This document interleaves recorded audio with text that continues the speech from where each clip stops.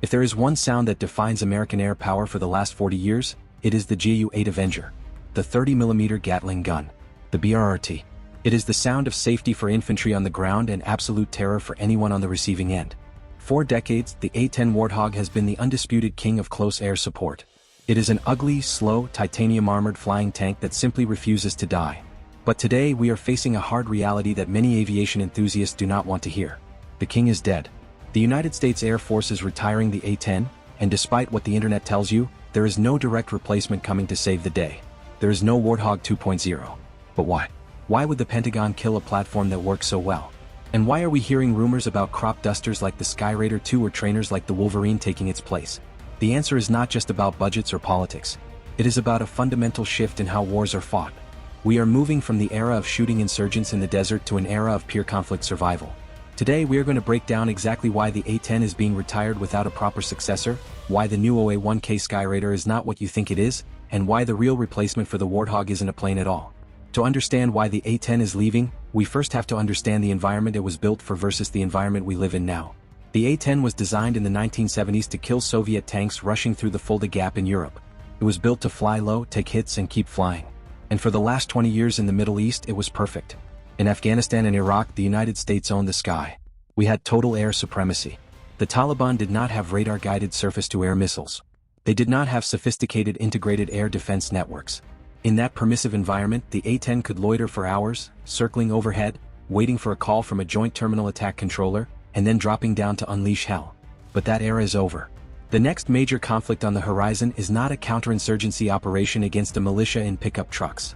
It is a potential high-intensity conflict in the Pacific against a peer adversary like China, or in Eastern Europe against modern Russian systems. In these theaters, the airspace is what we call non-permissive or contested. This brings us to the first and most critical reason for the retirement. The A-10 requires uncontested airspace to survive. In a modern war against a peer adversary, the sky will be saturated with long-range surface-to-air missiles like the S-400 and highly mobile short-range air defense systems. The A-10 is slow. It has a massive radar cross-section. It lacks the stealth of an F-35 and the speed of an F-16. If you send an A-10 into a contested zone near the Taiwan Strait or the Donbass today, it does not matter how much titanium armor is around the cockpit. A modern missile does not care about titanium bathtubs. It will tear the aircraft apart before the pilot even sees the target. The Air Force has run the simulations. In a fight against China, the A-10 is not a tank killer, it is a target. It is effectively a suicide mission. The second factor is the airframe itself. These birds are old. Most of them have been flying for over 40 years. They have been ridden hard in the desert, flew thousands of sorties, and the metal fatigue is real. Maintaining the A-10 fleet has become a financial nightmare. We are spending billions to re-wing and update avionics for a plane that cannot survive on day one of a modern war. Every dollar spent keeping a 50-year-old attack jet alive is a dollar not spent on the platforms that will actually win the next war, like the next-generation air dominance fighter or autonomous wingmen. The Air Force has been trying to retire the A-10 for a decade to free up this budget, but Congress kept blocking it. Now, with the threat of great power competition looming, even Congress has had to face the music. So, if the A-10 goes away, what replaces it? This is where the confusion starts. You have probably seen the headlines about the Skyraider II. It sounds impressive. It invokes the legacy of the legendary Douglas A-1 Skyraider from Vietnam. But let's clear the air. The OA-1K Skyraider II, formerly known as the AT-802U Sky Warden, is not replacing the A-10. Not in the way you think. The OA-1K is a modified crop duster. I'm not exaggerating. It is based on the Air Tractor AT-802, an agricultural aircraft. It is being procured by Air Force Special Operations Command, not the General Air Force. Its mission is Armed Overwatch. It is designed to support special operations teams in low-intensity environments, think Africa or parts of the Middle East, where the enemy has zero anti-air capability. It is meant to be cheap, rugged, and able to land on a dirt road. It is replacing the U-28 Draco, which is an intelligence aircraft, not the A-10. It carries a fraction of the payload and has none of the survivability. If you tried to fly a Skyraider II against a mechanized column with mobile air defense, it would be shot down in seconds. It is a niche tool for a niche job, not a replacement for heavy close air support. Now, there is another aircraft that many analysts, myself included, believe should have been the replacement for the low-intensity missions the A-10 used to fly. That is the AT-6 Wolverine. The Wolverine was a contender in the light attack experiment. Unlike the Skyraider, which is a taildragger crop duster, the Wolverine is based on the T-6 Texan II trainer. It is faster, more agile, and crucially, it has ejection seats. It shares a massive amount of commonality with the planes every single Air Force pilot already learns to fly. It features the same mission computer as the A-10C, meaning it has that smart weapon capability and digital integration that modern CAS requires. From a strategic logistics standpoint, the Wolverine made sense. If you need a cheap plane to drop laser-guided bombs on insurgents so you don't wear out your expensive F-35s, the Wolverine is the professional choice. It offers better pilot survivability and easier logistics chains than the Skyraider. Yet the Air Force largely passed on it. Why? Because the Air Force leadership is culturally allergic to light attack aircraft. They want fast jets. They want high tech. They worry that if they buy a fleet of cheap prop planes, Congress will cut their budget for the high-end fighters they really want.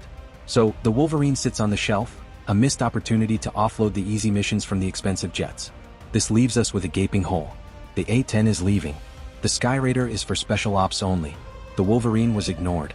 The F-35 is too fast and too expensive to do low-end slow gun runs. So who supports the troops on the ground when things get ugly? The answer is the next step in warfare. The answer is drones. The era of a pilot physically sitting in a bathtub of titanium, flying at 300 knots to strafe a trench, is over. The risk-to-reward ratio no longer makes sense. Why risk a $100 million pilot and a massive airframe when you can launch a swarm of loitering munitions? Look at what is happening in Ukraine. We are seeing the democratization of air power.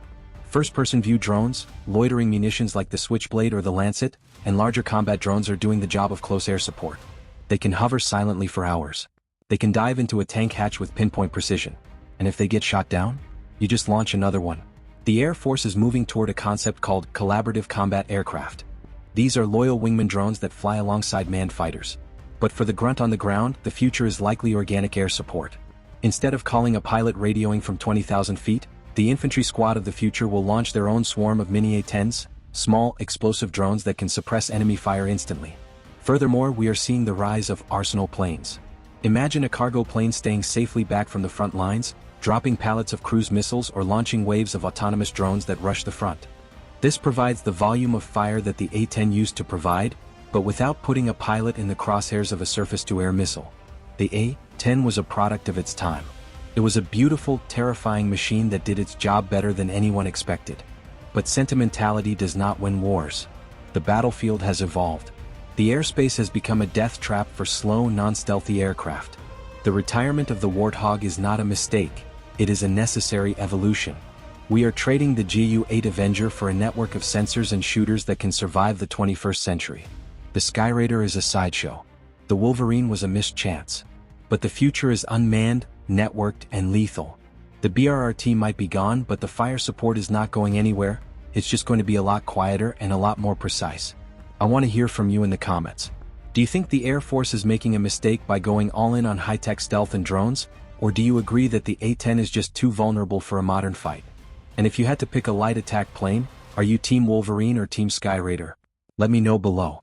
If you enjoyed this briefing, make sure you hit that subscribe button and turn on notifications.